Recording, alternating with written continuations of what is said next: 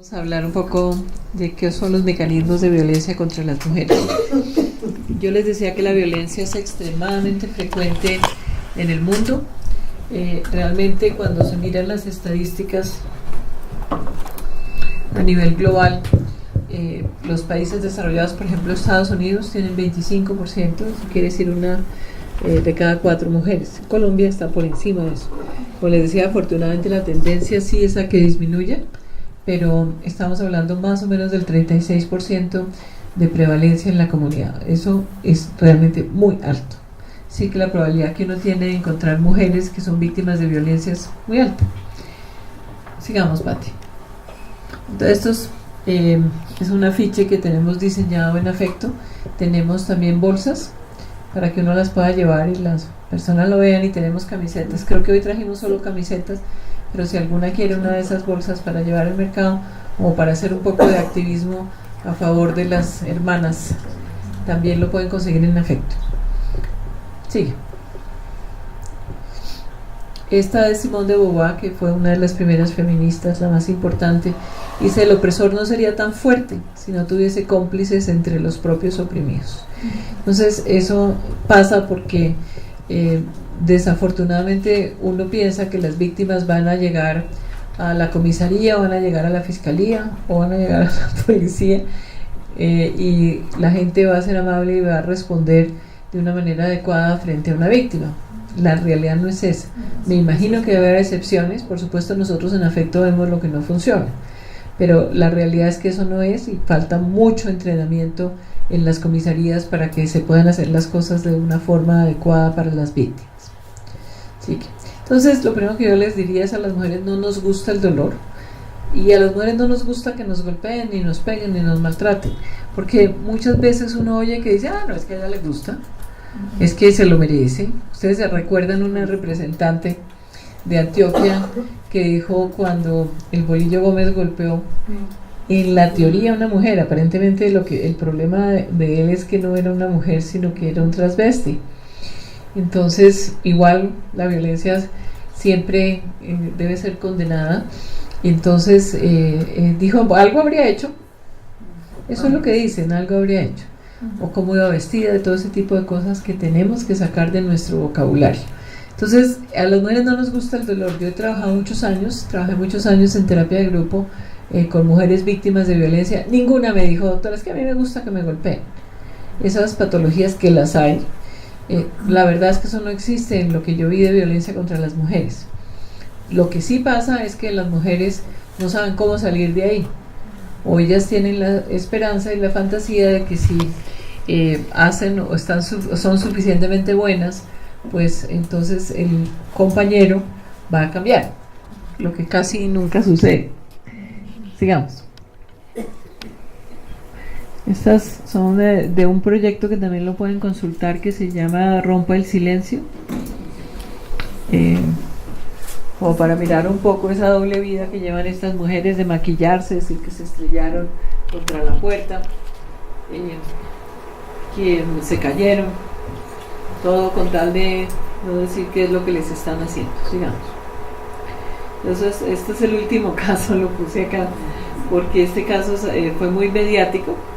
Yo nunca pongo imágenes de pacientes míos, pero esto salió, y esta actriz que está con un error de ortografía, así somos en Colombia, dice golpeada brutalmente, una actriz que se llama Elien Moreno, y que fue golpeada por un individuo que se llama Alejandro García. Pero el hecho de que estas personas salgan en los medios de comunicación no quiere decir que no tengan este tipo de problemática. Es decir, la violencia no tiene clase social, está desde el estrato 16 hasta el estrato -1. O sea, en todas partes hay violencia contra las mujeres y las niñas y los niños, digamos.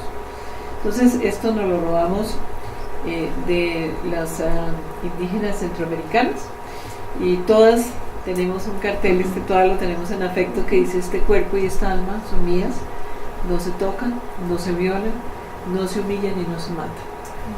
Aunque no lo crean, esa que está detrás soy yo. Sigamos. Entonces, esta es una de mis fotografías favoritas, es una fotografía de Mary Claire, y me gusta mucho porque esta mujer, que tenía muchos años, está aprendiendo a leer y a escribir.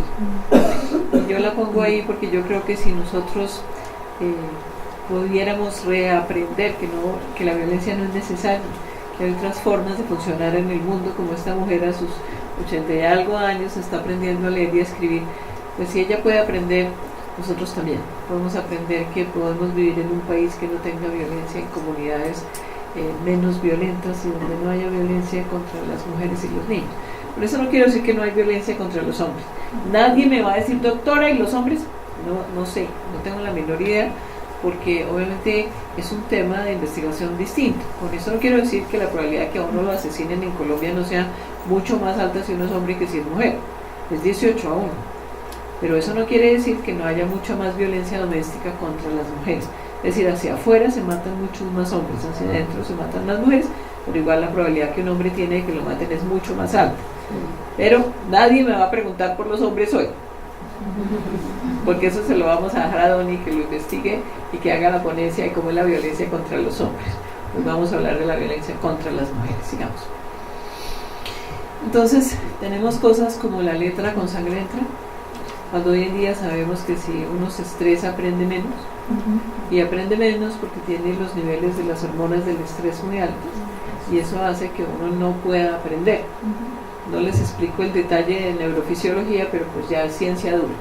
Y muy importante, decimos cosas como porque te quiero, te apoyo. Y entonces cuando decimos porque te quiero, te apoyo, estoy legitimando el uso de la violencia en la intimidad de la familia. Sigamos. Esta la encontré. Son 17.000 casos que se le reportaron a Bienestar Familiar de abuso en el 2017. O sea, ese es el reporte que da Bienestar Familiar, pero cuando miramos cuántos homicidios hubo 118 homicidios de mujeres menores de edad en el 2016. Mujeres menores de edad. Y por supuesto, cada día 43 niñas o jóvenes son víctimas de la violencia sexual. O sea, cada día están ingresando al sistema 43 niñas y jóvenes. Sigamos.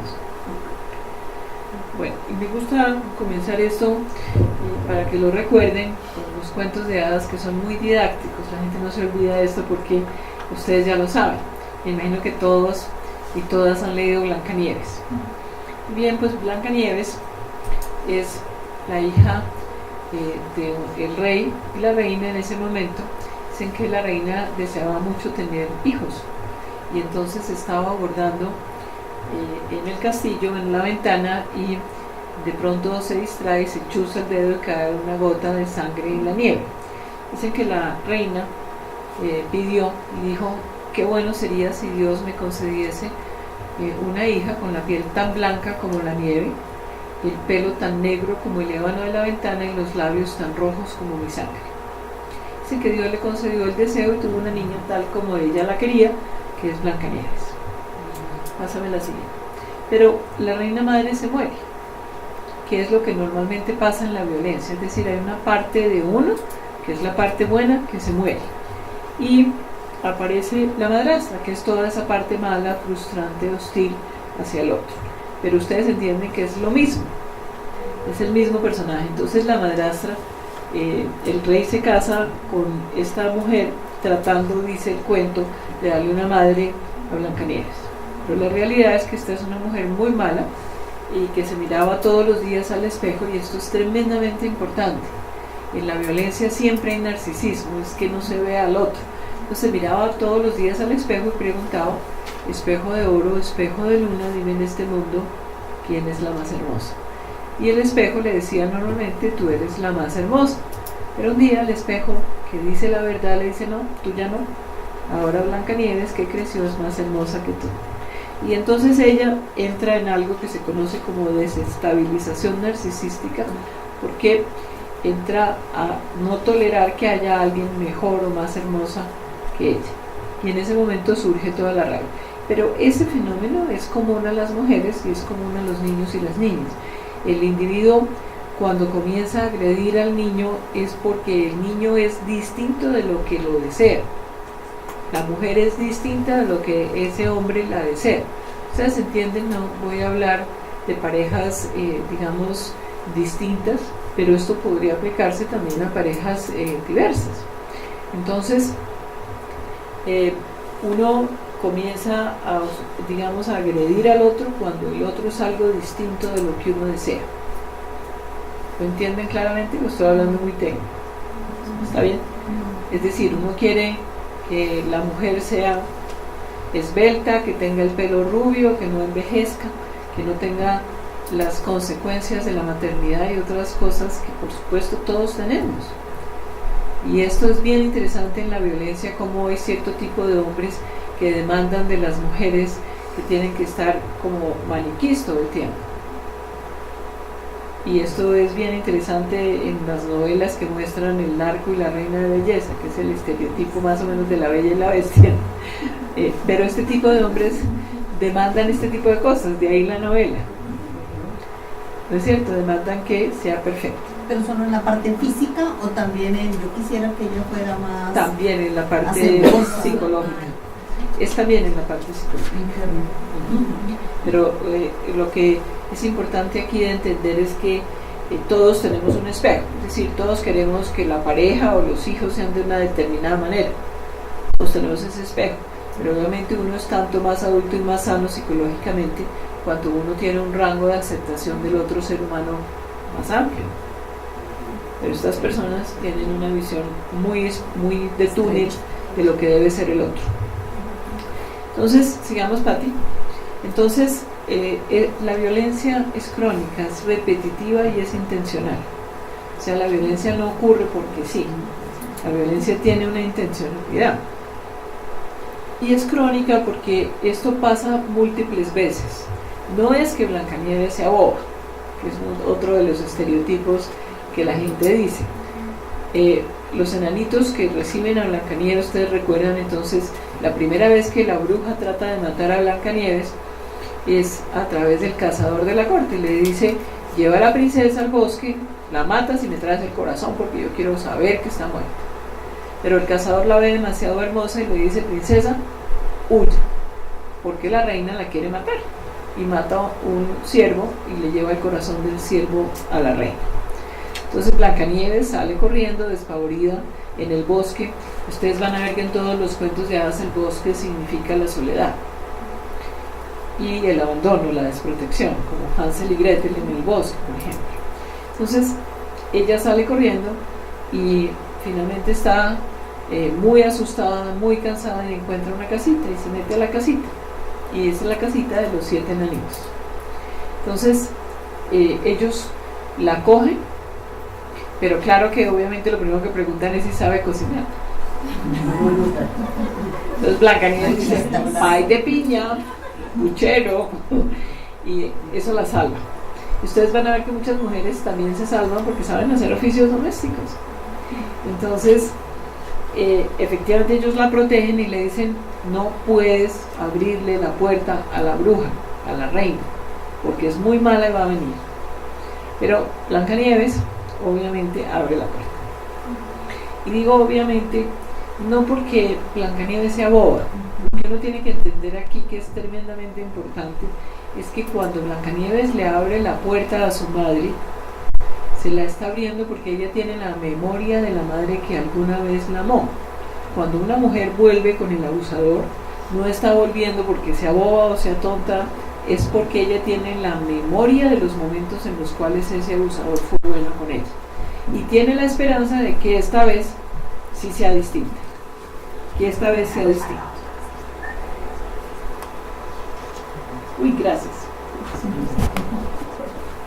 Entonces, primero es la cinta, después viene el peine. Los enanitos siempre alcanzan a encontrar a Blancanieves y la reaniman. Después es el peine que estaba metido en la cabeza de Blancanieves. Los enanitos dicen que es raro aquí, tal, le quitan el peine.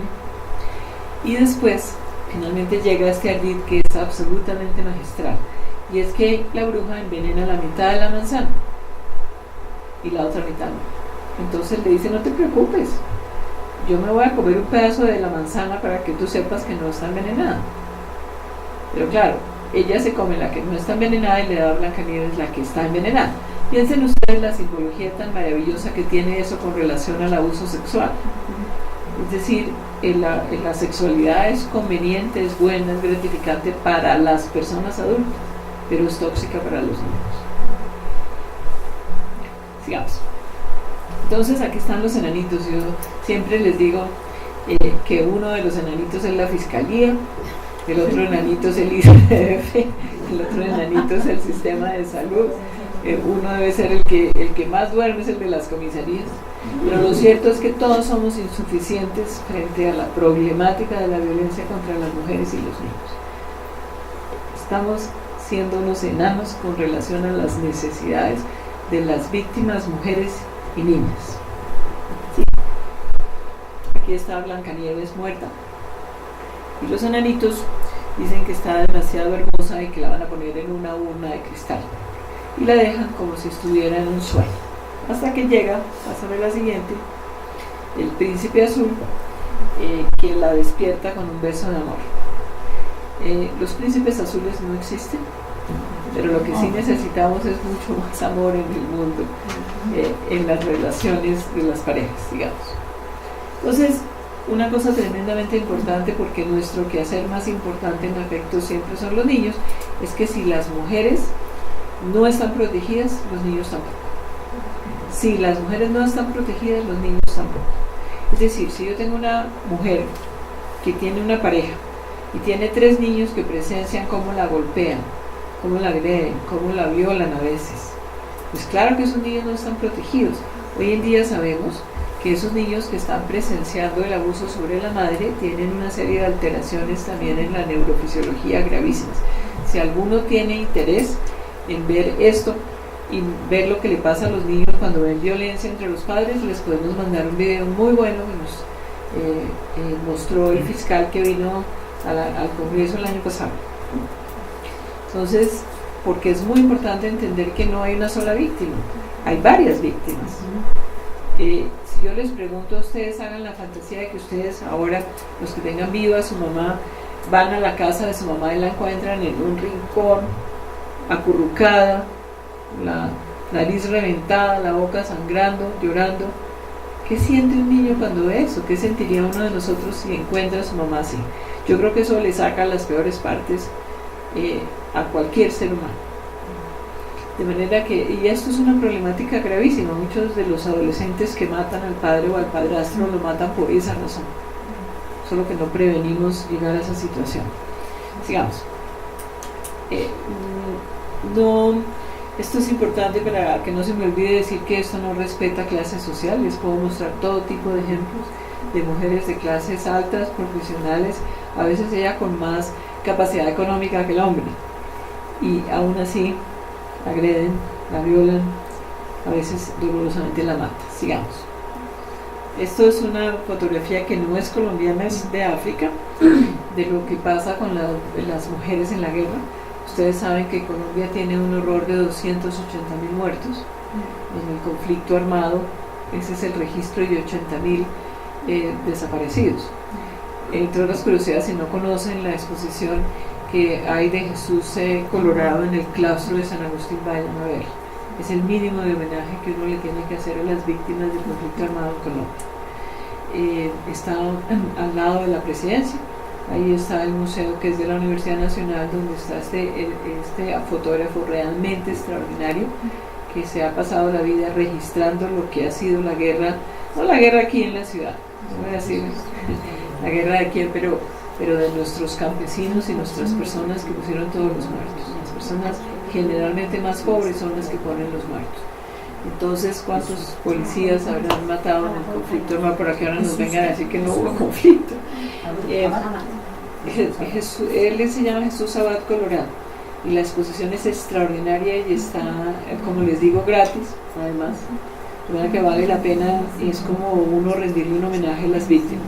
Pero lo que quiero mostrar aquí en esta maravillosa fotografía es que la violencia del conflicto armado es extremadamente grave en todas partes. Esta es una mujer africana que puso obviamente una mira antipersonal. Sigamos. Y esto es para hablar un poco de que cuando se midió esto en los colegios, en el desempeño de las niñas versus los niños, adivinen qué pasaba. Por supuesto, los colegios de hombres eran los que enseñaban mejor, después venían los mixtos y por último el de las niñas. Eso es una cosa muy grave, no conozco si ha habido una medición posterior de esto, pero ¿eso qué quiere decir? quiere decir que cuando usted llega a la universidad ya llega con un déficit acumulado de todo lo que le dieron mal en la enseñanza en los colegios femeninos. Esperemos que eso haya cambiado en el tiempo. No he buscado si hay una nueva investigación que reproduzca esa, pero eso es gravísimo. Sigamos. Y también aquí para hablar un poco de la violencia contra las mujeres en la reproducción, especialmente en el parto. Y yo recuerdo con horror lo que era el nacimiento de los niños en mi hospital, en el Hospital Universitario del Valle. Lo recuerdo con horror, desde los gritos de las enfermeras, el médico, la mujer, las cosas que se les decían. Típicamente le decían cuando estaba haciéndolo si no gritaba, ¿cierto?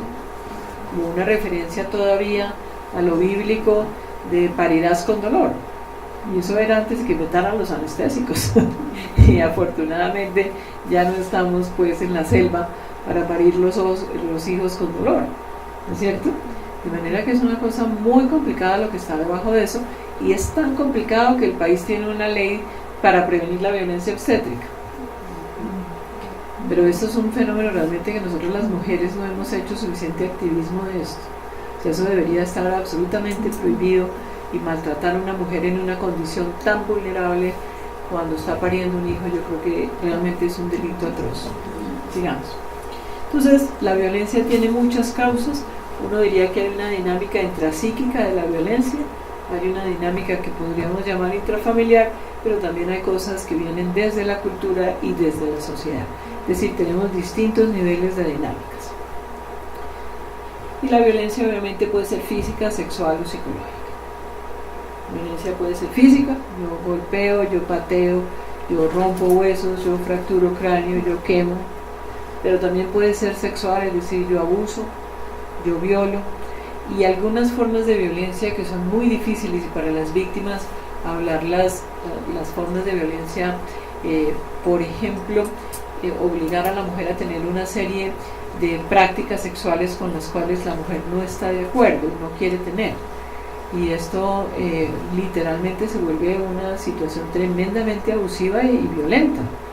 Y cuando uno va a ver, yo creo que hay una relación entre este tipo de prácticas sexuales, digamos, no comunes, por llamarlo de alguna manera, con el abuso sexual de niñas. Es claro que este tipo de personajes, muchos tienen unas prácticas sexuales raras. Y esto es importante de saber porque, en últimas, la asociación afecto lo que quisiera es prevenir que las mujeres se den cuenta de qué personaje es peligroso. Y esto es uno de las cosas que las personas tienen que mirar con mucho cuidado en el ejercicio de la sexualidad. Yo cuando estudié psiquiatría me enseñaban que las cosas en la sexualidad, entre comillas, se consideraban no patológicas si las dos personas decían que sí. Pero realmente con el tiempo lo que yo he encontrado sobre la práctica clínica es que la mujer no tiene la destreza suficiente o la energía psicológica, o como nos han socializado para ser muy sumisas, muy dulces y poco asertivas, no tienen la capacidad de decirle yo no quiero, no me gusta. Pues en la teoría complacer al otro, pero también tiene que ver con el uso y el abuso del poder. O sea, hay muchas cosas metidas ahí. Lo que quiero decir es que esto se va hacia todos los órdenes de funcionamiento en las parejas. Entonces, sigue, Pati. Esto, yo no sé si ustedes conocen, pero un personaje que yo adoro es Vlado. Y Vlado tiene dos personajes que son maravillosos, que son obviamente Aleida, y este que es el ex esposo de Aleida, que es absolutamente misógino, que se llama Felipe. Y entonces dice, los hombres son de Marte y las mujeres son de Atar. Esas son las cosas que dice Felipe. Sigamos. Entonces, la violencia, como les digo, tiene unos mecanismos que se ejercen, y entonces tenemos el control. La violencia es, sobre todas las cosas, una forma de control sobre el otro. Es decir, yo poseo este objeto, no sujeto, y puedo hacer lo que yo quiero. Entonces estamos hablando del control, pero también estamos hablando de la opresión que se ejerce sobre el otro, y cosas muy importantes como el miedo permanente. ¿De qué estoy hablando cuando les digo del miedo permanente? Tal vez el mejor ejemplo es uno del joven Rosansky, de una niñita víctima de incesto. Entonces la niña no quería y luchaba para no acceder al abuso sexual, y entonces el padrastro le cogió la cabeza y le hizo lo que llaman el submarino, le metió la cabeza en el excusado hasta que la niña casi se ahoga, ¿no? La sacan generalmente un poquito antes de que muera. Y la niña hacía este comentario, dijo, después ya no hacía falta, después ya no hacía falta. Es decir, la niña entendió que si ella seguía oponiendo resistencia, lo que iba a pasar era lo mismo. Entonces era mejor ceder de una vez al abuso sexual, a que fuera del abuso sexual además le hicieran un abuso físico tan grave, físico y emocional gravísimo. Ya no hacía falta. Pero ¿qué es lo que pasa entonces una mujer que ha sido golpeada, pateada, insultada, denigrada? Como dice la niña, después ya no hace falta, porque ella ya aprendió que eso es lo que va a pasar si no cede a las pretensiones del abusador. Entonces estas mujeres viven muchas veces en condiciones de miedo permanente. Sigamos. Entonces obviamente la violencia, como les decía, es intencional, es dirigida, tiene un propósito y por supuesto es una forma de control coercitivo. Sigamos. Dice Erich Fromm esta frase que es tan importante, y dice: es el deseo apasionado de ejercer un control absoluto e irrestricto sobre un ser vivo, es la transformación de la impotencia en omnipotencia. Es decir, yo he sido maltratado, degradado, no tengo poder sobre nadie, y lo que hago es coger esta persona, volverlo a un objeto que yo controlo completamente, para que mi impotencia se vuelva omnipotencia. Y que ustedes ven, por ejemplo, en el caso de Luis Alfredo Garavito, otros asesinos, básicamente lo que hacían era eso, para poder compensar esa impotencia tan grande que tenían adentro, la volvían omnipotencia sobre una mujer o sobre un niño. Sigamos. Entonces hay muchos mecanismos de ejercer y de perpetuar la violencia, y vamos a mirar algunos. Sigamos. Entonces hay un individuo que yo creo que es extraordinario, que se llama Biderman. Biderman estaba haciendo investigación de cómo se tortura. Dolorosamente hay gente que enseña a torturar. No puede ser de otra manera, porque usted ve formas de tortura iguales en Brasil que, por decir algo, en Chile, que fue lo que pasó con todo lo que se llamaba el Plan Cóndor. Entonces, estas formas de tortura tienen una forma de hacer. Es decir, hay una forma en la cual se aprende a torturar. Y él estaba investigando eso en la guerra de Indochina. Y hizo una descripción que vamos a pasar por ella ahora, de cómo se hacía esto. Es famosísimo, ustedes lo pueden encontrar en internet, lo utiliza Amnistía Internacional, que es la forma en la cual se tortura y se vuelve una persona, digamos un soldado que tiene entrenamiento para esto, lo vuelven un animal doméstico. La doctora Russell, que es una socióloga de California, de San Francisco, leyó la investigación de Biderman y dijo algo tremendamente doloroso, pero tremendamente cierto. Dijo: lo que le aplican a las mujeres en la violencia doméstica es lo mismo. Para que comencemos a mirar que la cosa no es tan simple como a ella le gusta la violencia.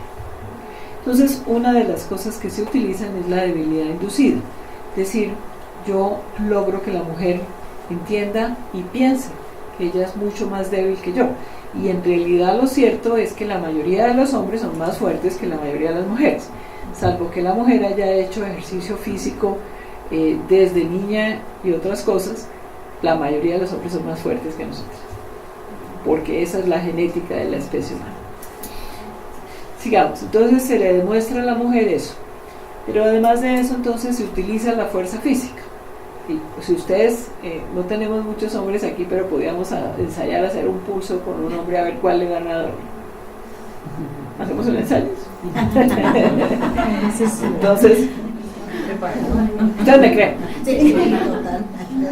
Pero se utiliza la fuerza física por eso, porque la mayor parte de los hombres son muchísimo más fuertes que las mujeres, de manera que es fácil controlar a una mujer en general. Entonces verán que las mujeres le alcanzan a arañar la cara, pero el individuo les da un puño suficientemente fuerte y a veces los deja inconscientes, y otras cosas que vamos a mirar. Sigamos.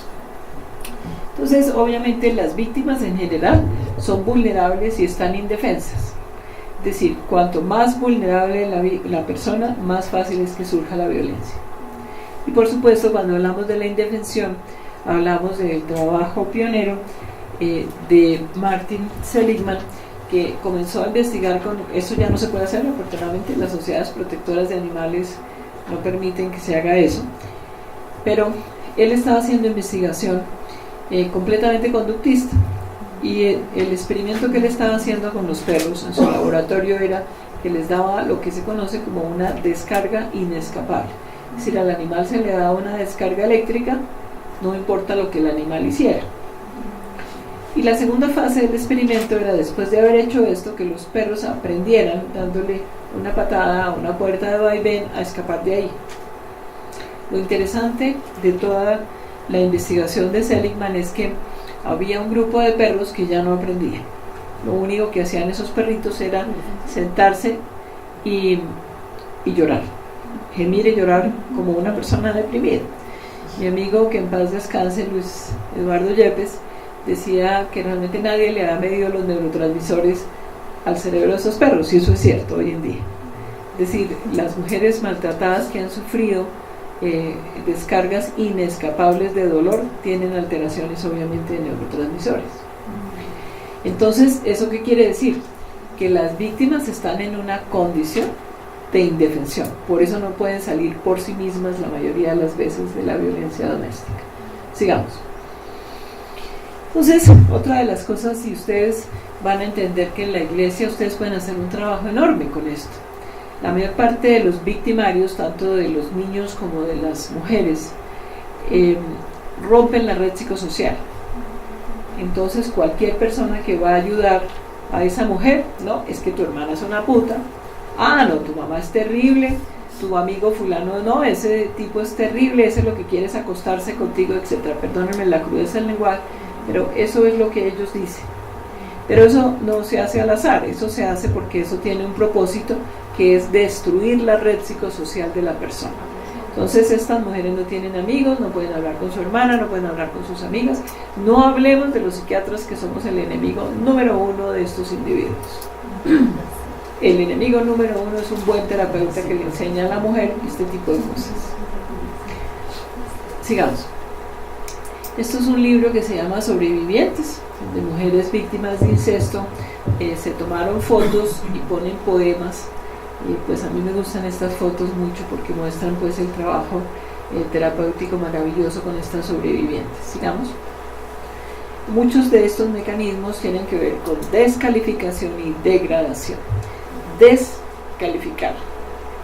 Cuando yo estoy hablando de descalificar, de lo que estoy hablando es quitarle la cualidad al otro. Yo tenía un paciente profesional hace muchos años, uno tiene sus malos casos, y este señor un día llegó y me dijo: ustedes las mujeres no las entienden nada. Mi esposa, yo le doy todo y ella se quiere divorciar de mí. Entonces yo le dije: pues vámonos un poquito cuando ella dijo eso, ¿qué pasó antes de eso? Y él me dijo, sin ningún tipo de vergüenza, pues yo le dije la verdad. Le dije: usted no sirve como madre, usted no sirve como amante, usted no sirve como esposa, usted es que ni siquiera cocina bien. Después de eso que él le había dicho a ella, ella quería divorciarse. Delicado. Pero ese paciente me enseñó muchas cosas del funcionamiento, de lo que pasa en la violencia. La descalificó, no le dejó algo sobre lo que ella pudiera pararse. ¿Lo ven? Entonces la descalificación, infortunadamente, es cotidiana. Yo tengo un botón que a veces uso de: a mí no me descalifique, porque la descalificación es parte de la crianza que todos hemos sufrido, y yo sí creo que tenemos que hacer un esfuerzo en calificar. Y cuando estamos hablando aquí no puse degradación, pero cuando yo degrado es cuando humillo, cuando pongo a la persona literalmente a trapear el piso, cuando le hago hacer actos humillantes. Mi amigo el doctor Álvaro Posada odia la palabra denigrar, porque obviamente quiere decir tratar como negra. Entonces en la etimología de esta palabra hay una cosa bastante racista y demás, pero obviamente todo eso se hace a expensas de controlar a la persona. Sigamos. Este es un mecanismo un poco complejo. Veo que hay algunas de salud mental que las veo, yo entiendo este concepto, ¿no? Pero si no entendemos esto es muy difícil desarticular la violencia. Entonces, como mi analista, el doctor Mejía, decía que cuando uno hablaba tan técnico, ni el paciente entendía, pero uno tampoco. Entonces, les voy a contar de dónde surgió esto. Esto surgió, yo tenía durante mucho tiempo, hice grupos de terapia, y eran unos grupos de terapia maravillosos, eran gente de muy alto funcionamiento porque todos eran profesores, o una buena parte eran profesores de la Universidad Nacional. Y eran hombres y mujeres, y pues la idea era, obviamente en la terapia de grupo es repetir lo que pasa en la vida cotidiana, pero en condiciones, digamos, de laboratorio. Tenía una paciente que admiré mucho, me enseñó mucho de esto, mujer que era un premio nacional en física, o sea, una mujer tremendamente inteligente, profesora. Su marido, espero que ahora sea el ex marido, no lo sé, también profesor, los dos muy brillantes. Y esta mujer llegó a mi oficina, en esa época no había toda esa cantidad de cosas maravillosas que han desarrollado los ortopedistas, que son mejores. Ella llegó con un cilindro de yeso, que obviamente tenía que caminar con la pierna rígida. Y en el grupo yo le dije, bueno, fulanita, cuéntanos por qué tienes la rodilla así. Eso es un mecanismo que se utiliza en la terapia de grupo, pues porque es muy difícil decirle a la gente lo que ella dijo. Además, aceptar que en alguna medida uno está en esa situación. Y ella dijo la siguiente frase, dijo, es que yo soy muy difícil y él tuvo que fracturarme la pierna. Él tuvo que fracturarme la pierna. Es lo interesante lo que construyó. La verdad es que yo me quedé paralizada.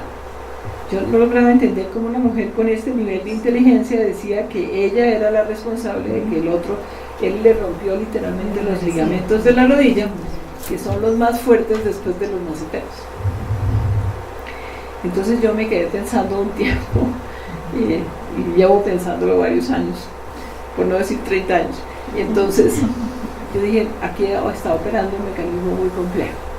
Y llegué a esto que es la identificación proyectiva. Entonces, cuando uno quiere explicar qué es la identificación proyectiva para poderla romper, si uno está en una terapia de grupo, pues yo me inventé una cosa que es chistosa, pero que la gente no se olvida. Yo lo llamo el mecanismo del marciano verde. El marciano verde es el individuo abusador, es un individuo verde, es un marciano. Y ese individuo tiene un montón de malestar adentro, que es pintura verde. Entonces, lo primero que este marciano verde hace es que coge la pintura que tiene aquí adentro y se la pone al otro encima. Lo pinta de verde. Primer movimiento, proyección.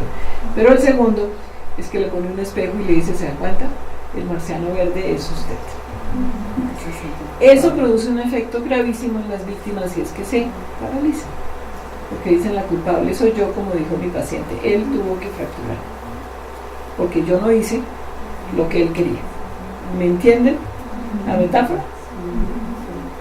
Algunos pacientes muy chistosos llegaban al consultorio y me decían, me hicieron el marciano verde, doctor, pero ya no le creo. En fin, sigamos. Entonces hay cosas que se hacen dolorosamente. La indoctrinación de los policías y los soldados pasa por acá, porque en la teoría no pueden cuestionar. ¿Y eso cómo se logra? Se logra produciendo dolor, logrando disociación y haciendo que obedezcan cosas triviales. Si el almuerzo no está servido a las 12 en punto, hay golpiza. ¿Importa si se sirve a las 12, a las 12 y cuarto, a las 12 y media? No. Pero la demanda es trivial, por eso. Eso se hace y a ellos se lo hacen. Tiene que darle 50 vueltas, ¿sí o no? Pero eso no es una cosa al azar, es una forma, primero, de que usted se disocie, segundo, de llevarlo al límite de su capacidad física, pero además a que usted obedezca sin cuestionar. ¿Okay? Eso mismo se hace en el ejército. Yo me atrevo a decir que eso es más o menos insoluble. ¿Qué tal que usted tuviera un ejército donde todo el mundo cuestionara las órdenes? Pues, ojalá lo hubiera, ¿no? Pero pues, creo que en el ejército no funciona la democracia. Además, pues la verdad. Además, la democracia no funciona mucho. ¿Cómo? La disociación. ¿Cómo ocurre la disociación? ¿Cómo se define? ¿Cómo se define la disociación? En líneas Es que entender la disociación es una tarea realmente larga. Nosotros tenemos una experta en el grupo nuestro de estudio que es Lucrecia, que estudia mucho sobre disociación, pero fundamentalmente de lo que yo estoy hablando cuando hablo de que el individuo se disocia es que uno tiene unas funciones mentales que deben estar juntas, que deben funcionar paralelamente, que quieren decir memoria, sentimientos, raciocinio, ¿cierto? Y eso tiene que estar junto. Cuando yo actúo en mi familia, pues yo tengo que decir cosas que son emocionalmente ciertas, pero también racionales. Pero cuando la persona está disociada, funciona con la racionalidad o con una determinada memoria o con una determinada emoción. Por eso cuando uno comienza a hablar de por qué no sirve el castigo físico, ¿no es cierto? Entonces la gente le dice, ah, a mí me lo hicieron y a mí no me pasó nada. Y uno le dice que usted recuerde. Porque la mayor parte de esas personas, cuando le hablan a uno del castigo físico, no recuerdan lo que sintieron. Por eso lo repiten. Por eso no son capaces de empatizar con ese niño indefenso que están golpeando. Porque no recuerdan. Eso quiere decir que ese individuo está disociando ¿qué? La memoria y la emocionalidad. ¿Más o menos claro? Yo sé que es un concepto complejo, pero es muy importante entender que uno puede estar disociado muchas veces. De hecho, cuando uno veía, por ejemplo, a algunos de los del proceso de paz, no el de ahora, que indudablemente no lo exhibieron tanto como fue el proceso de paz de Pastrana, uno veía claramente la disociación en las personas, en los actores que estaban hablando. Ustedes veían que eran capaces de contar literalmente cosas terribles sin ninguna emocionalidad.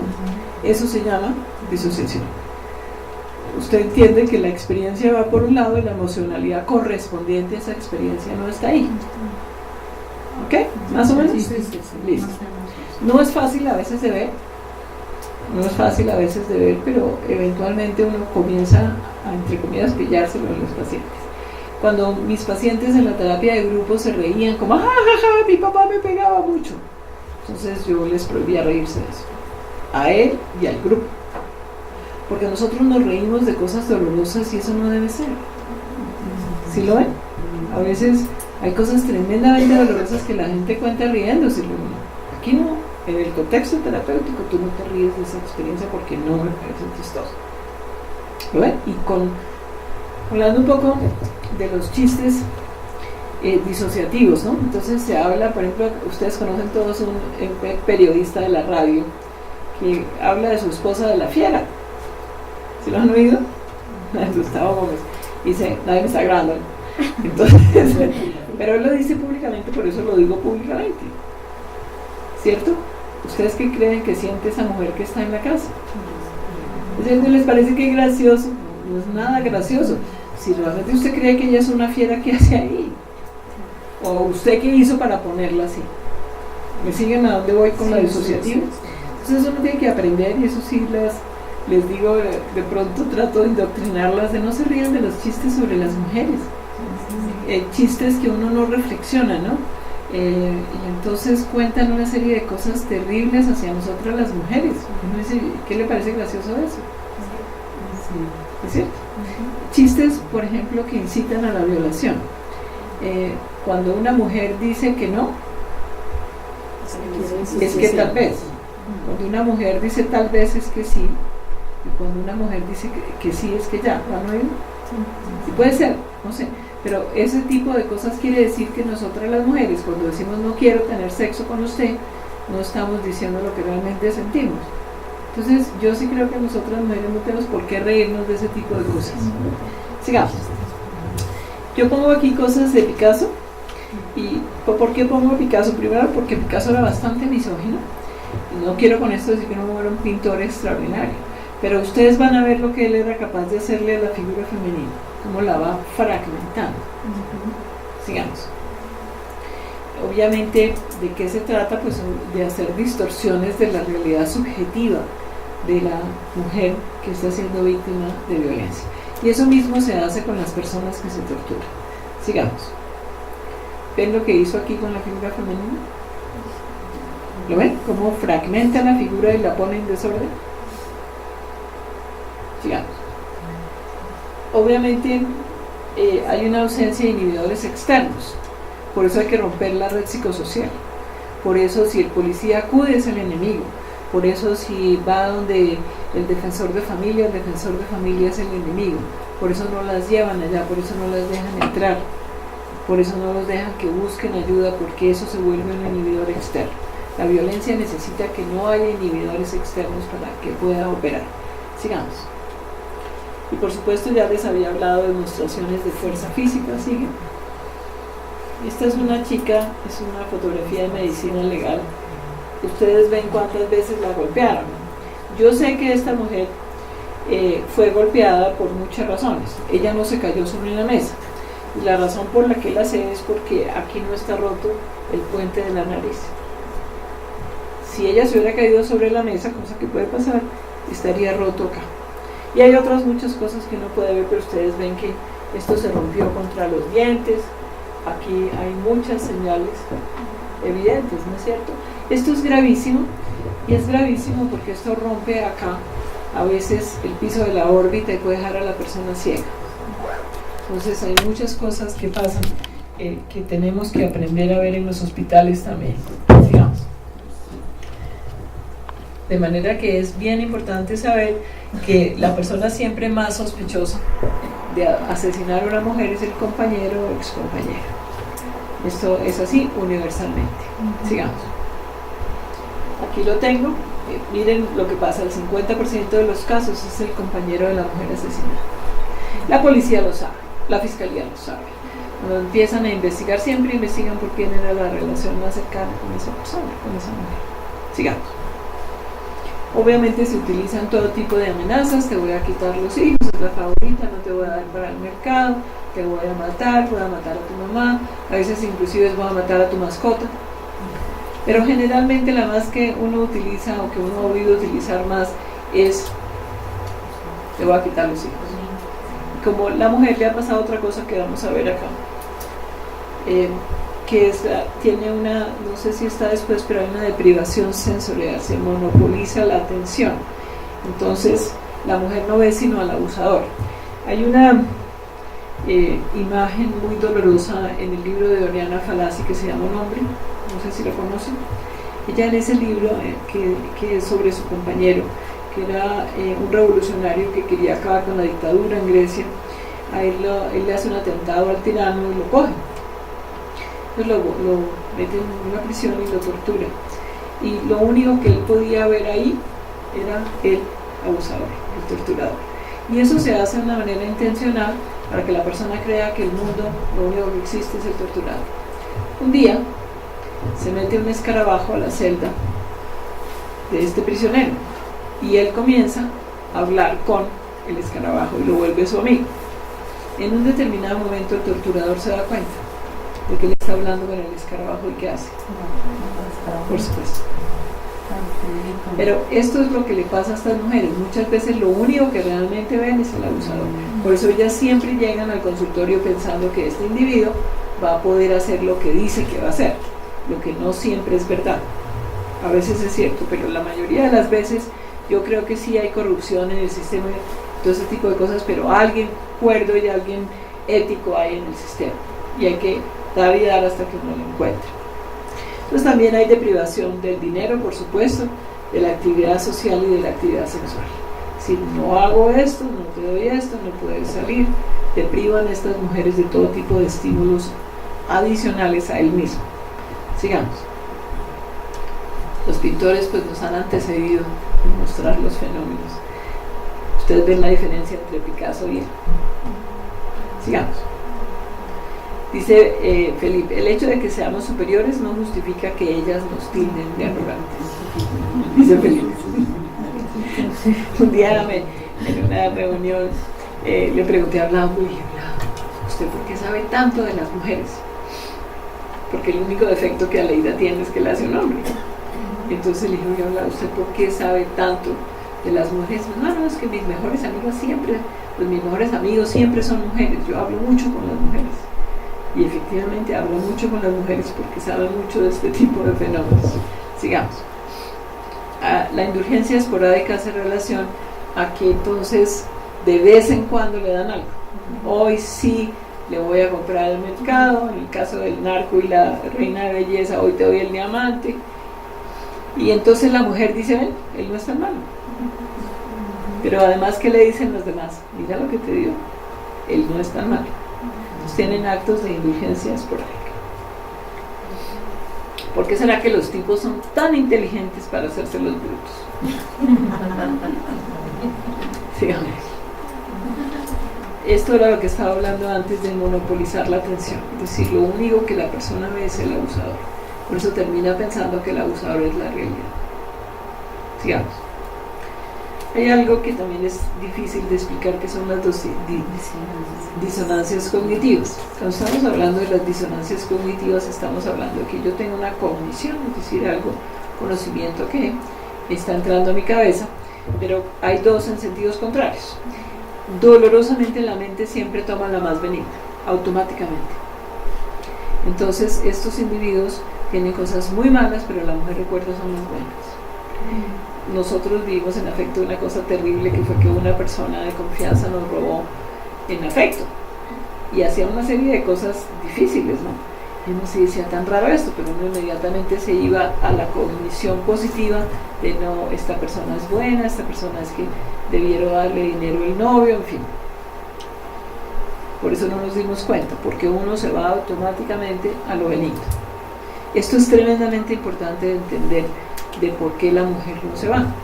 Todos tenemos afortunadamente la tendencia de recordar más las cosas buenas que las malas, salvo que las malas hayan sido traumáticas. Pero hay esa disonancia cognitiva de tener un refuerzo. El refuerzo para verlo. Bueno, lo que pasa es que los abusadores y los ladrones en este caso son muy manipuladores, y eso es verdad. Pueden estar construyendo toda la comunidad en base al refuerzo que usted llama, es construir una fachada detrás de la cual se esconde. Sí. Gracias.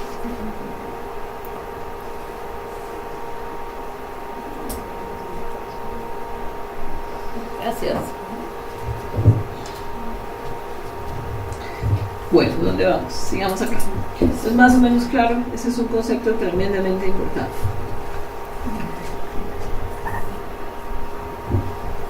Sigamos. Por supuesto que muchas de estas mujeres han sido niñas maltratadas, pero no necesariamente. O sea, obviamente, si lo que uno conoce es violencia, es mucho más probable que uno se quede en la violencia. Pero hay mujeres que vienen de hogares en los cuales no ha habido violencia, no ha habido maltrato, y aún así el abusador la somete. ¿Sí? ¿Claro para todos? Ok. Sigamos. Entonces, la persona que más ha investigado científicamente esto se llama Lenore Walker. Uno tiene que comprar el libro de ella entre varios, porque es carísimo, pero está en español. ¿Y qué dice Lenore Walker? Sigamos. Lenore Walker, que como les digo hizo mucha investigación, ella dice que la violencia hace ciclos. Entonces uno tiene que entender, si uno va a intervenir esto, dónde se está metiendo. Por supuesto, aquí viene una parte que es como construcción de la atención, es decir, la mujer siente que está pisando sobre huevos, de que en cualquier momento se va a disparar la violencia. Después entonces, efectivamente, por cualquier bagatela, aparece la explosión de violencia. Ah, mire quién lo tiene aquí, muy bien. Hicieron una rifa para comprar. Un año de ahorro. Y después de eso viene la parte donde yo no lo vuelvo a hacer, es que yo estaba borracho, es que tú me pusiste muy bravo, etcétera, etcétera, en las flores. Que esa es la parte de la luna de miel y la reparación. Hoy en día Lenore Walker dice que hay diferentes ciclos de violencia, y es verdad. Hay unos que hacen claramente estos, pero hay unos que pasan de acá para acá. Hay que mirar con cuidado cuál es el ciclo de la violencia. Pero claro, si usted habla con una paciente aquí, ¿qué le va a decir? Él es maravilloso. Hoy se le trajo flores. En fin, sigamos. Aquí está la famosísima Lisette Ochoa. Y entonces resulta que Lisette Ochoa, yo creo que no tengo ahí la foto de cómo ella era antes de que la golpearan, una mujer bellísima. Todo lo que hizo Lisette es que estaba en el country club, y estaban bailando como buenos costeños. Todo lo que hizo fue bailar. Fue suficiente para que este individuo la golpeara no sé cuántas horas y le disparara. Entonces, obviamente, todo este tipo y obviamente sociedad barranquillera, sí. Sigamos. Entonces la pregunta es: ¿por qué las mujeres permanecen en la violencia? ¿Estamos cansados? ¿Hacemos 5 minutos? ¿Vamos a seguir? Pero de pronto, doctora, para retirar los cargos o retractarse ya no se puede. La ley 1542 lo prohibió, cambió esa forma, porque eso se veía. Maltrataban a la mujer, ella en ese momento tenía fuerza, voluntad, iba y denunciaba, pero posteriormente se retractaba. Sí, ella no se puede. La ley 1542 lo prohibió. Para eso lo traje, ¿sí ven? Muy bien, Dani. Me parece que eso es una gran avance, que hayan prohibido eso, porque evidentemente hay muchas razones por las que las víctimas se retractan. Una tremendamente importante, porque él le dice a ella: si tú no te retractas, te mato. Y ella sabe de qué es capaz él. Y hay otras muchas. Pero le llevó flores, porque hoy sí le llevó para el mercado, porque le dio el diamante, etc. Entonces la pregunta es: ¿por qué permanecen? Vamos a mirar por qué permanecen en la violencia. Entonces hay una cosa que se llama la esperanza aprendida. Es aprender a esperar que que es la bestia, si usted lo trata suficientemente bien, de ahí va a salir un príncipe. Les informo que no. Debajo de eso no hay sino una bestia también. Pero eso es lo que las mujeres a veces piensan, que si ellas son suficientemente buenas con él va a, como pasa acá en La Bella y la Bestia. No sé si han visto el cuento de que es muy bueno, entre las curiosidades, hecho de Walt Disney. Evidentemente al final la bestia se vuelve un príncipe, al final, pero eso no pasa sino en las historias de los cuentos de hadas. Pero esto es importante y se conoce así como la esperanza aprendida. Obviamente todos, cuando entramos en una relación, tenemos el compromiso de permanecer en la relación. Uno hace unas inversiones psicológicas sumamente altas cuando uno se empareja. Es una inversión lo que uno hace en la vida de pareja, es decir, yo estoy invirtiendo en ti. Nos comprometimos a hacernos felices el uno al otro. Entonces, obviamente es como cuando uno cuida todos los días una matica, pues claro que uno la quiere mucho, cuando uno cuida un animalito. Es una inversión psicológica muy alta la que hacemos. Yo creería, no sé si es un poquito un sesgo de género, pero yo creo que las mujeres invertimos más que los hombres, porque para el hombre en general el trabajo es tremendamente importante más, pero no sé si esto es un sesgo mío, porque no conozco una investigación que lo diga. Sigamos. ¿Por qué las oportunidades son pobres en la cultura? ¿Oportunidades de salir de ahí? No, las oportunidades pobres de salir de ahí es que la mujer tiene pocas oportunidades de buscar una pareja mejor, pero también tiene pobres oportunidades laborales. ¿No es cierto? O sea, hay poca oportunidad de salir de ahí, no hay como de dónde agarrarse. Hay sexismo en la cultura, todos lo conocemos. Yo conozco psiquiatras que le dicen a una paciente: no, quédese ahí donde está, no es tan malo. El psiquiatra le dice: no, yo también le pegué anoche a mi esposa. Bueno, contexto permisivo con el abuso. Esto es muy importante. Yo creo que en Colombia sí estamos cambiando hacia decir no tolerable. No tolerable la violencia contra las mujeres y los niños. Hay una cosa muy difícil de entender, y es que los niños, ustedes conocen, todos hacen apego con la figura que los cuida. Eso se llama apego, vínculo afectivo. Entonces, cuando el niño está en una situación de angustia, el niño corre hacia la persona que él considera le puede calmar la angustia. Hay una cosa que se conoce como el apego traumático, y es que uno tiende a pegarse con la persona que vivió con uno una situación traumática. Si usted le pregunta a Donny, nada en el mundo es más importante que un compañero que estuvo en una situación traumática, violenta, ¿cierto? Por eso un soldado a quien más ama es a su curso. Lo mismo les pasa a ellos, los policías, pero a uno también. Entonces puede ser que esa persona que está viviendo, porque él mismo le generó un trauma, le genere a uno apego traumático. Es una cosa un poco compleja de entender, pero ahí está. obviamente porque hay soledad, la persona tiene miedo de la soledad, es difícil vivir solo. De hecho, uno se puede morir mucho más si vive solo que si vive acompañado. Dime.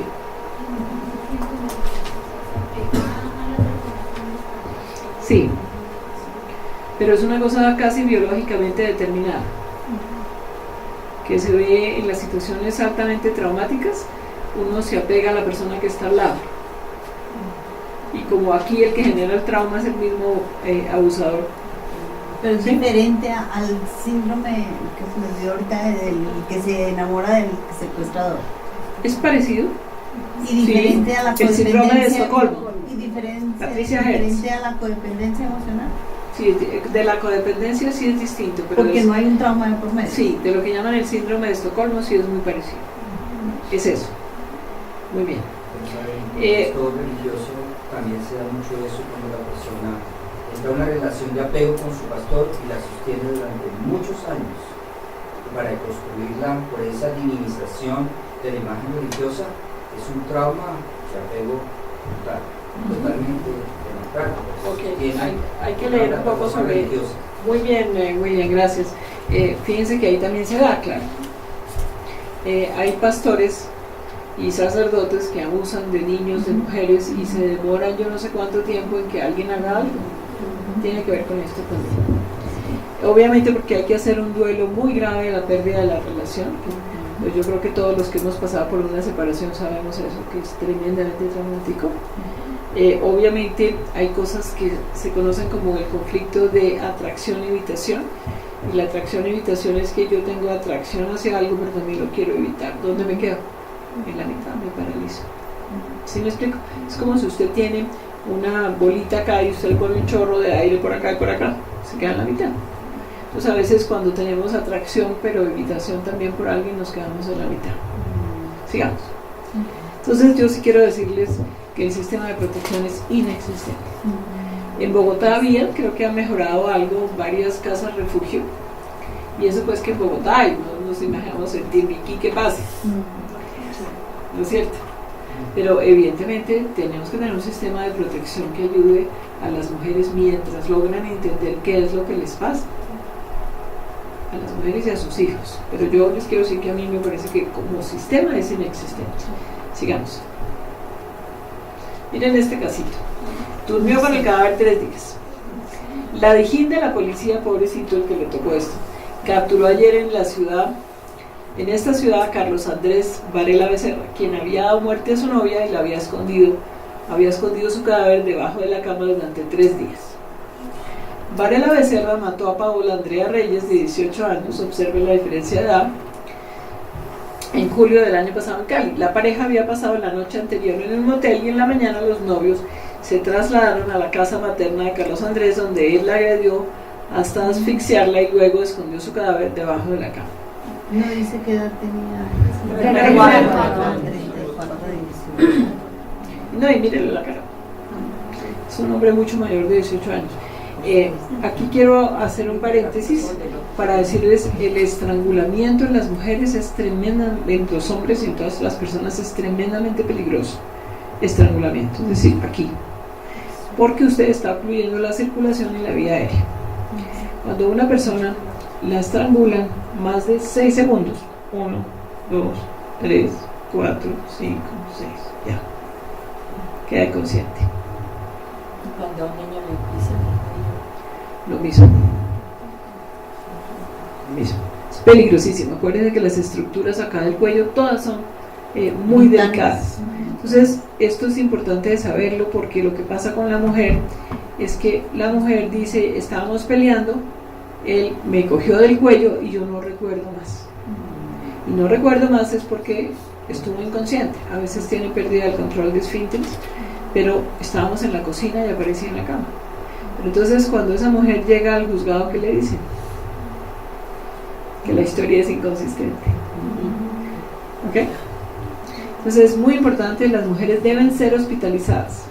Deben ser hospitalizadas, los niños también, porque aquí podemos haber roto una arteria y la arteria quedar como pegadita y en un determinado esfuerzo romperse y la mujer se muere. ¿Ok? Entonces eso es tremendamente importante de saberlo y saber que el estrangulamiento es tremendamente peligroso. La fuerza que uno necesita para estrangular a alguien no es superior a la que uno hace cuando uno le da la mano a otra persona. Cuando yo comencé a leer de esto me pareció un poquito exagerado, pero a medida que uno va leyendo más es así. Si alguna tiene interés, hay un curso gratis también sobre estrangulamiento que lo pueden hacer. Gratis. Sigamos. Dicen, en un abrir y cerrar de ojos, el hombre de los sueños se puede convertir en el tipo de las pesadillas. Sigamos. Bueno, ¿y qué necesitamos como para romper estas cosas? Pues necesitamos articulación entre la protección, la justicia y la salud. Una articulación que hoy en día la verdad es inexistente. Sigamos. Sigamos. Entonces lo primero que hay que evaluar es creíble la información. Mucho. Estamos bien. ¿Quiere que le haga un cálculo así global? Venga, verá. Si es verdad lo que dice la encuesta nacional de hogares, que es sobre la que se construye la política pública, entonces el 36% de las mujeres adultas da por encima de 4 millones de mujeres. Cálculo fácil. Supongamos que somos 40 millones. Si somos 40 millones, 20 millones son mujeres y 20 millones son hombres. De esas 20 millones de mujeres, la mitad más o menos son niñas. Entonces asumamos que hay 10 millones de mujeres. Si el 36% está siendo víctima de violencia, tenemos una población mayor a 4 millones de mujeres desatendidas. Son cifras del mismo Estado colombiano. Yo me imagino, ¿no?, que si fueran 4 millones de futbolistas alguien les pondría atención, pero son 4 millones de mujeres maltratadas. Entonces, ¿es creíble la información? Primera pregunta, sigamos. También.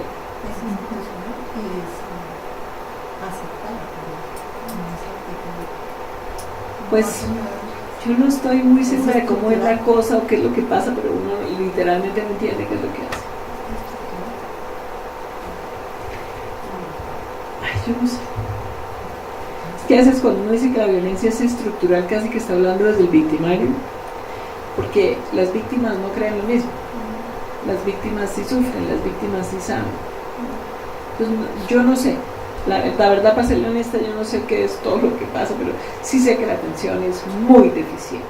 Es casi que a la víctima, en cambio de apoyarla, se la agrede más. Eso sí, pues lo hemos visto N mil veces.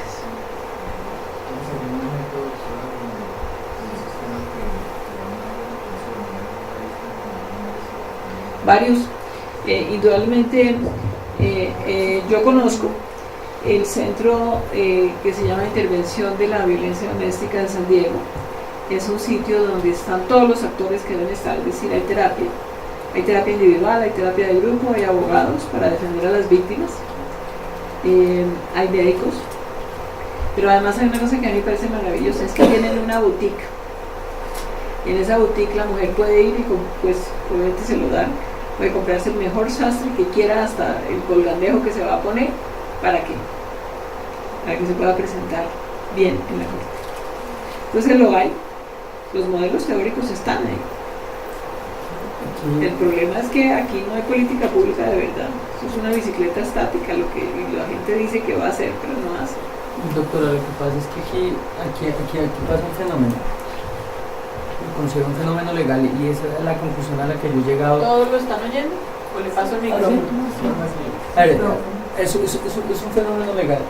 Cuando hay una vulneración de algún derecho, se habla la doctora de políticas públicas, pero además de las políticas públicas nosotros queremos regular o crear acciones afirmativas a través de leyes, ¿cierto? Efectivamente aquí hay leyes que buscan proteger a la mujer víctima de violencia. Nosotros tenemos la ley 1257 del 2008. Ah, yo me la sé también. Perfecto. Y ella trae 4 decretos reglamentarios. Perfecto. Y lo que buscan es hacer esa, digámoslo así, ese trabajo articulado de protección, justicia y salud. Pero lo que pasa en Colombia es que todo se queda en la ley, ¿sí? Lo que comúnmente nosotros llamamos como letra muerta, ¿sí? La redacción puede ser muy bonita, puede tener un fin altruista, se considera como una acción afirmativa, pero ahí muere, ¿sí? Porque no hay que voluntad política para ejecutar estos, digámoslo así, llevar a feliz término lo que dice la ley. Eso es lo que pasa realmente. Nosotros vemos que en Colombia pasa algo y ahí mismo ¿qué pasa? Matan a Rosalvira Serri y la empalan. ¿Sacan qué? Una ley, ¿sí? Para, digámoslo así, incrementar la pena de las mujeres que han sido maltratadas. Pero ahí queda, ¿sí? Se creó un delito más. Y eso se considera, claro. Y eso ¿por qué? Porque hay un órgano legislativo que es el centro de función del poder. Entonces ellos les dicen, mire, pasó eso, entonces hay que buscar una herramienta jurídica para castigar a estas personas que maltratan a las mujeres. Pero todo se queda ahí, en letra, en el código. Y si no existe esa voluntad política, esa voluntad interinstitucional, va a seguir así. Van a seguir maltratando a las mujeres y esta ley desafortunadamente no queda en letra muerta. Eso es lo que pasa en Colombia, el sistema judicial. Hablamos del sistema judicial, el órgano legislativo, el ejecutivo. Falta voluntad. Es el análisis somero que he hecho al respecto. Es una cosa muy compleja. En el caso, yo no sé si conocen el libro de La vida rosa. Nosotros somos amigos de quien lo escribió, Fernando González, profesor. Y en ese libro usted realmente es de llorar, sentarse a llorar. Es decir, hay muchos culpables en lo que le ocurrió a Rosalvira. En mi opinión, el más importante es el psiquiatra, que en el tipo que se llama Javier Velasco, si mal no estoy, él ya había matado a una mujer, ¿no es cierto? La había matado con un machete. Evidentemente estaban peleando en una disputa porque ella le reclamaba a él que había sido infiel. Pero lo cierto es que este hombre la cogió a machetazo y la despedazó. ¿Cómo la justicia en Colombia, encabezada por este psiquiatra estúpido, dice que él estaba en un momento de violencia transitoria? Uno o está loco o no está loco, ¿no es cierto? Se los digo como psiquiatra, ¿no? Y entonces lo dejaron salir después de un tratamiento estúpido también, un par de meses, una cosa absurda, lo dejan salir. Él es responsable de la muerte de Rosalvira. ¿Sí lo ven? O sea, yo sí creo que Rosalvira es un caso a mí me duele mucho, porque Rosalvira vendía dulces a 2 cuadras de mi consultorio, ahí en la entrada del hospital militar, porque Rosalvira era una mujer que quería vivir, que quería superarse, que tenía una hijita. Estaba estudiando. Ella, precisamente saliendo del estudio, es que este individuo le dice que la lleva a la casa, pero que primero se tomen una cerveza, una cosa así. ¿Y quién piensa que su compañero de estudio es un asesino? Entonces, fuera de eso, cuando Rosalvira se queda moribunda, pues este hombre la viola, la empala, porque además es con un sadismo terrible. Entonces la tira en el Parque Nacional. Entonces llama a la policía.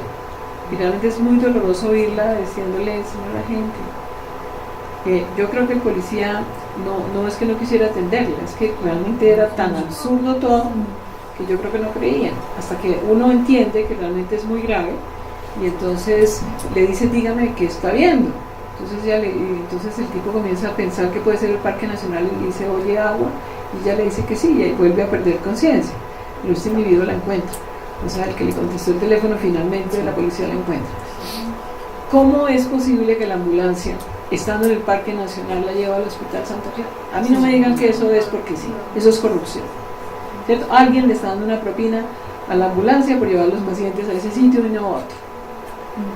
¿Cómo, si está moribunda, la llevan en cambio a San Ignacio, que está a 4 pasos, la llevan a Santa Clara, que queda en el centro de la ciudad? ¿Lo ven? Pues bueno, hay una serie de cosas muy dolorosas de ver en la historia y alguien pues hizo la tarea de escribirlo, léanlo. Nosotros lo tenemos en efecto, está muy bien escrito. La vida rosa, de Fernando González se llama. Sigamos. Entonces, ¿qué tan rápida debe ser la respuesta? Pues muy rápida dependiendo del nivel de riesgo. ¿Quién sabe más del riesgo? La víctima. Porque digamos el caso de Rosalvira, ella no podía medir eso. Pero en el caso donde la violencia es doméstica, que es cotidiana, que pasa siempre, créanle a la víctima. Si la víctima dice me va a matar, la mata. Eso dicen todas las escalas de riesgo. ¿Okay? Sigamos. ¿Qué siento frente al caso? Yo. Porque yo no sé si usted oyó lo que yo le dije al doctor hoy. Con todo respeto, espero. Decirle, doctor, yo entiendo que usted, estábamos en la clínica, maltrato, un caso muy feo. Y el médico no podía pensar que la mamá que él conoce y seguramente con la que habla todos los días pudiera haber hecho un acto que no sabemos si lo hizo o no, pero realmente atroz si lo hizo. Y yo le dije, mire doctor, es que uno tiene que atender muchas cosas psicológicas de uno mismo para poder verlo. Porque si yo soy una persona que abusa de las mujeres, ¿qué voy a poder evaluar el abuso? ¿Me siguen? Y si yo soy una persona que ha sido víctima, tampoco. Sobre todo si yo no tengo una conexión con lo que me pasa a mí, pues es muy difícil que yo pueda entender que yo estoy haciendo algo inapropiado con esto. Sigamos. Esta es la pregunta más importante. ¿Está la víctima segura? A las víctimas hay que enseñarles muchas cosas. Ustedes no sé por qué tengo la sensación de que conocen casos. Entonces enséñenle un sitio seguro donde se pueda encerrar en la casa. A veces es el baño. Enséñale a tener el celular siempre con ella. ¿Por qué? ¿A quién puedo llamar yo con el celular? A la policía. ¿Cierto? Y uno tiene que llamar como Rosalvira hasta que le conteste.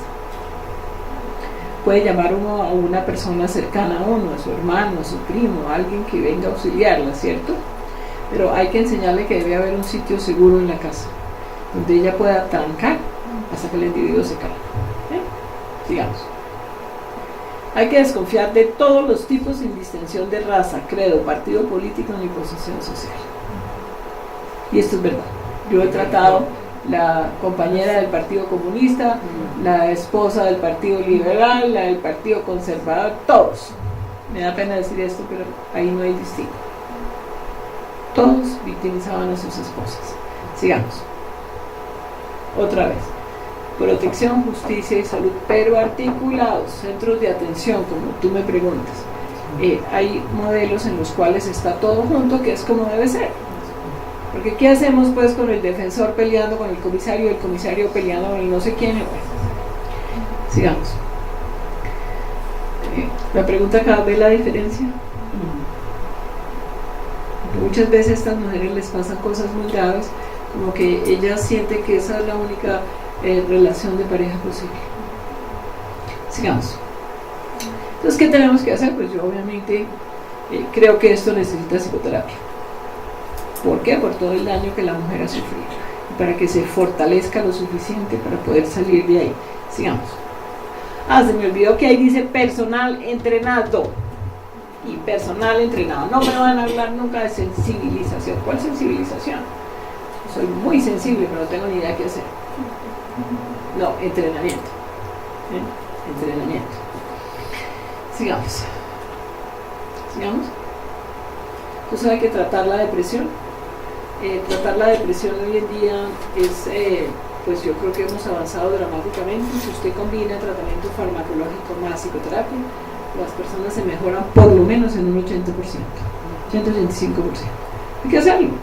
Hay que dejar el estigma de que es que me voy a volver dependiente. No, los antidepresivos no vuelven dependiente a nadie.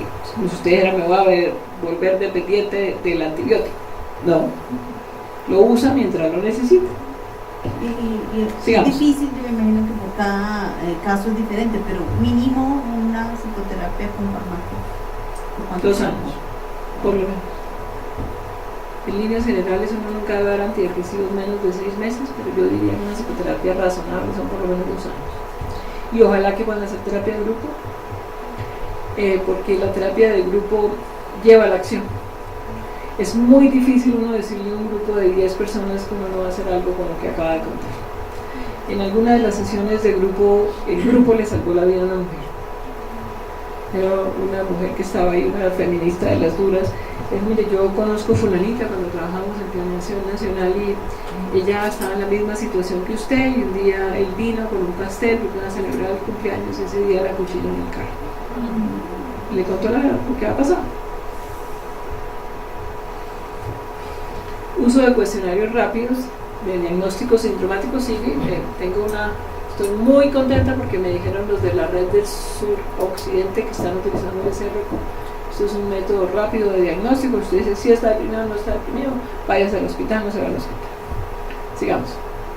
Psicoterapia. Por supuesto, la psicoterapia esto es compleja, sigamos.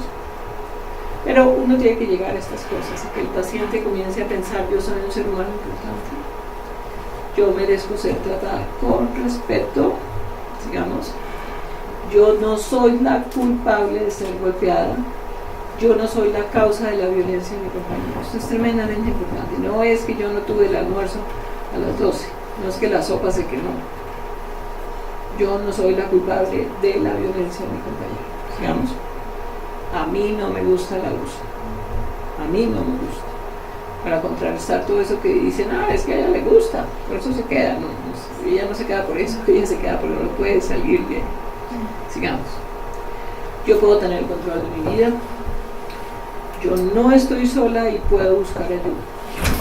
¿Les entienden que estamos rompiendo todas las cosas que los abusadores, todas las cosas que los abusadores dicen, ¿no es cierto? Yo no estoy sola y puedo buscar ayuda.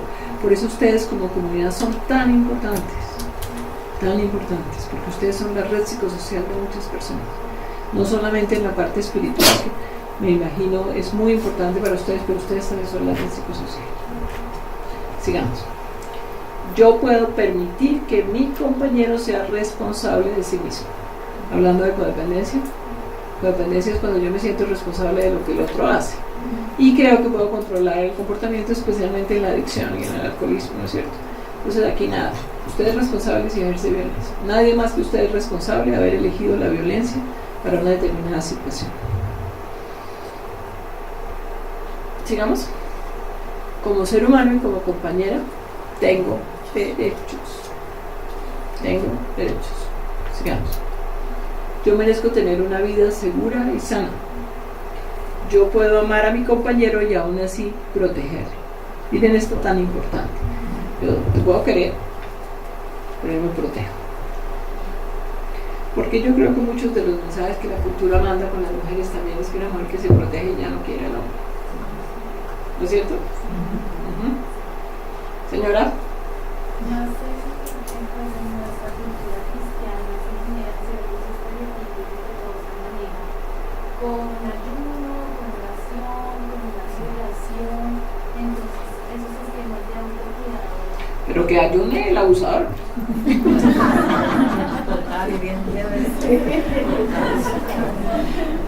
Sí, bueno, yo no sé, pues obviamente no, ustedes sabrán cómo lo entienden y cómo lo manejan, pero indudablemente así no va a mejorar. Así no va a mejorar. A no ser que él haga el ayuno, y otras cosas. Okay. ¿No? Usted me parece que ese amerita, lo que Lucelidad acaba de decir, amerita que ustedes hagan una discusión interna, qué es lo que podrían hacer. Y pues nosotros estamos ahí para si ustedes quieren algo de asesoría o necesitan en algún momento, señora. Yo creo que la violencia es el liderazgo lo que hace espiritualizar la situación de la persona y lo que lo lleva a hacer este tipo de cosas que también se tienen que ver con la restauración de la persona. Creo que lo espiritualiza. ¿Eso era Lucelidad? Sí, se sobreespiritualiza tanto al abusador como a la víctima. Entonces, perdone y olvide, vaya a hablar con Dios, no puede tomar medicamentos. La psicoterapia no. ¿Quién dice que no pueden tomar medicamentos? Dios mío. Desde la ignorancia. Sí, por supuesto. Sí. Y tenga fe que él va a cambiar. Tenga fe que él va a cambiar. Cuando esté muerto, tierra también cambia. Hay una escena que quieren mirarla y la discuten. Yo no sé si ustedes conocen la ópera famosa y la obra de Shakespeare, que es Otelo. En Otelo, ella, en Desdémona, sabe que Otelo la va a matar. Porque ella nunca fue infiel. Otelo es sumamente celoso. Pero uno que se llama Yago hace toda la cosa para que Otelo crea que ella está siendo infiel. Entonces ella se da cuenta de eso y lo que hace es ponerse a rezar. Les prometo una cosa, no hagan eso. Reza después si quieren, pero por ahora corran, métanse al baño, enciérrese. cosas importantes que hay que saber. Si están en la mitad de una pelea, porque le digan a sus personas, y pues me imagino que de pronto alguna lo necesita también, no se meta ni al baño ni a la cocina. ¿Por qué razón? Porque si usted se cae hacia atrás en el baño, se fractura. Si usted se cae en la cama, no se fractura. Si usted se va a la cocina, ¿qué hay en la cocina? Cuchillos. No se vaya a la cocina. A menos que usted piense coger uno. Y usted sea buena en eso. Si va a coger el cuchillo, usted debe ser buena en eso. Porque con ese mismo. Yo creo en la legítima defensa, para serle honesta, pero si uno está dispuesto realmente. Hace poco salió un artículo, ustedes, los que somos más viejos, ¿recuerdan quién era Lorena Bobbitt? ¿Usted se recuerda? Ana que le cortó el pene, creo que había... Pero ¿por qué él se lo hizo? Obviamente porque llevaba años de maltrato y el tipo acababa de violarla por enésima vez. Fíjense que hablaron mucho de que le cortaban el pene y los brazos, pero ¿qué hablaron de ella? ¿Qué hablaron de por qué esa mujer llega a una situación límite donde hace un acto psicótico? ¿Sí lo ven? Hay varias películas buenas que pueden ver. Hay una muy buena que fue la que primero salió, que se llama La cama ardiente. Pero no se imagine que es ardiente de sexo, sino que es ardiente porque ella termina quemándolo a él. Es The Burning Bed, se llama. Para Trouser. Es una película muy buena que les muestra este tipo de fenómenos aún en Estados Unidos, donde se toma más o menos en serio la violencia doméstica.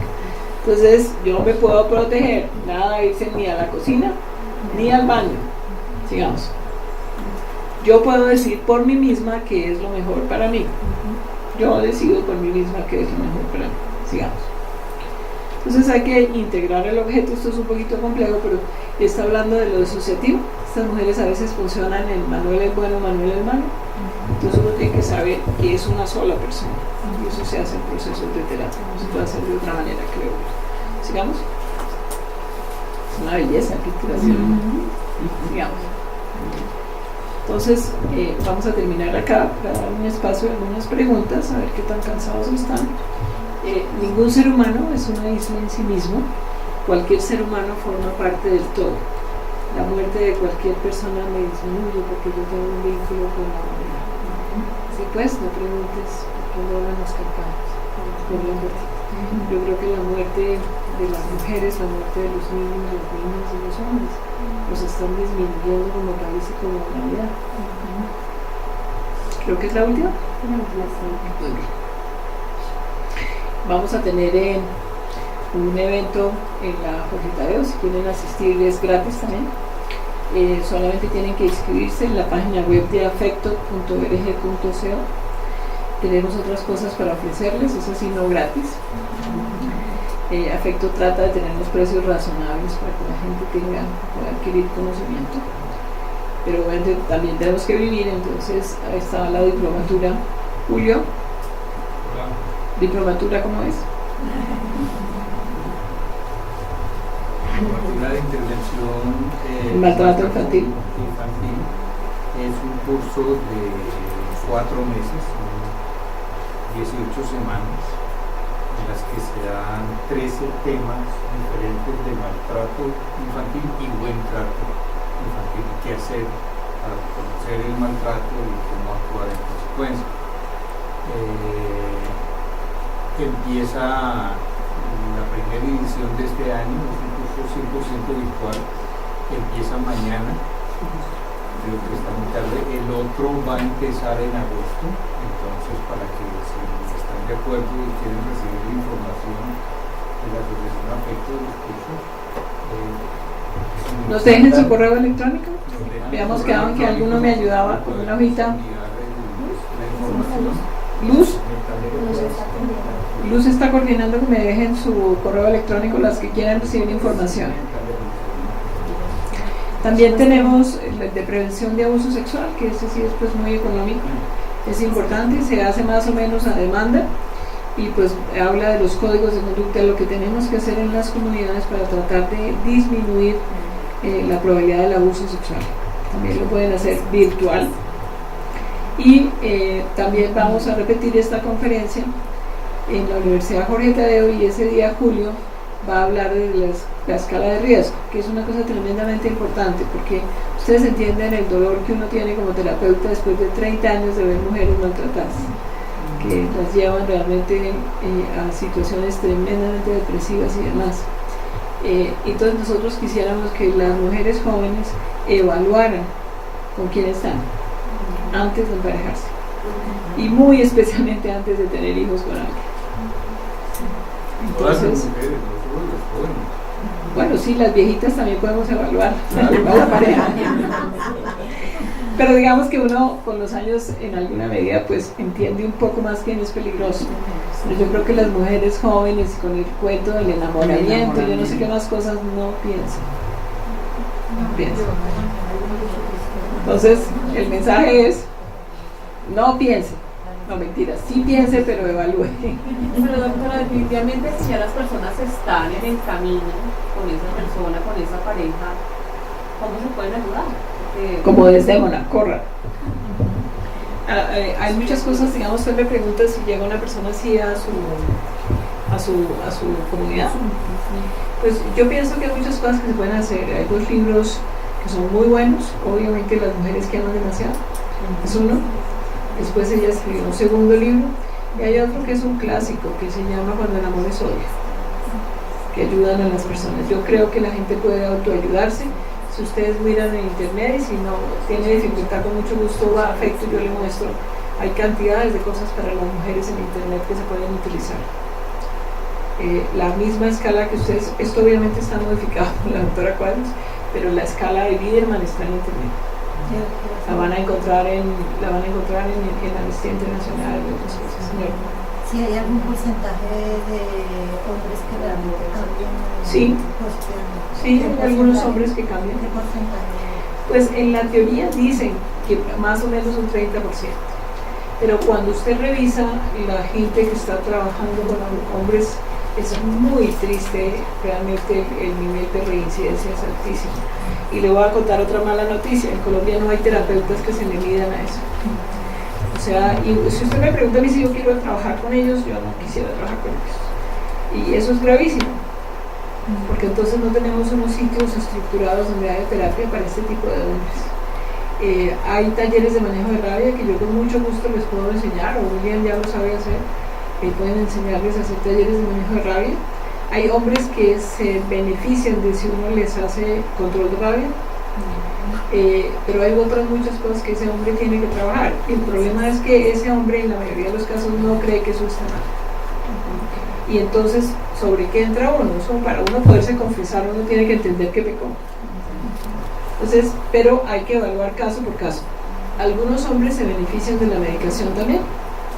Hay personas que son violentas, agresivas, irritables porque tienen 2 tipos de cosas: tienen estrés postraumático o tienen cuadros depresivos importantes. Esos individuos, si se tratan con la medicación correcta, pueden mejorar. Pero con la medicación correcta. ¿Alguna otra pregunta? Sí. Sí, a mí me parece muy interesante la parte de los chistes, porque es algo que se lleva muy al día, y la imagen que yo siempre me ha llegado a través de los medios es como si fuera un iceberg. Entonces, el chiste fácil de que la mujer está en una posición baja, que la mujer es un objeto, es algo a considerar y es algo de decir: no me hace gracia, esto no lo hagas en mi casa, esto no lo quiero en mi entorno de trabajo, y me voy a poner seria y te voy a plantar cara. Porque es como, no, solo es un chiste. No, ese chiste es lo que acarrea esa parte de ese imaginario colectivo, y las personas cada vez se ponen más serias al respecto. Me parece, yo estoy completamente de acuerdo con usted. O sea, yo he llegado. Sí. Yo tengo un chat con mis compañeros de carrera, todos médicos, y todos de mi edad o más. Y mandan unos chistes que uno dice: oiga, ustedes un cursito de género, ¿cómo les caería bien? Porque qué vergüenza usted a su edad defienden ese tipo que usted está diciendo de chistes y comentarios, pero además defienden el castigo físico. Eso uno dice: por Dios, ustedes son médicos y médicas que están enseñándole a la comunidad lo mismo. Es lo grave. Y yo sí creo que uno debe decir qué te parece chistoso de eso. Y hay otra cosa que es importante también en las relaciones laborales con los hombres.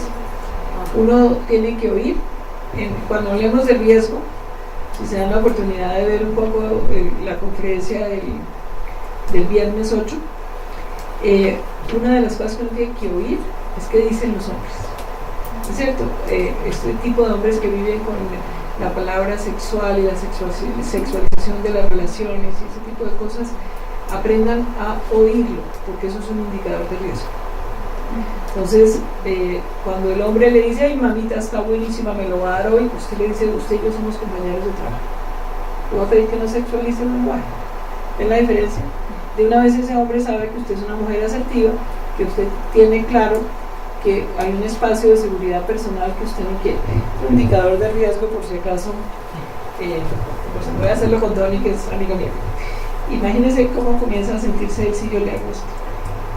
¿Cómo se siente? Acosado, bueno. Entonces aprendan que no se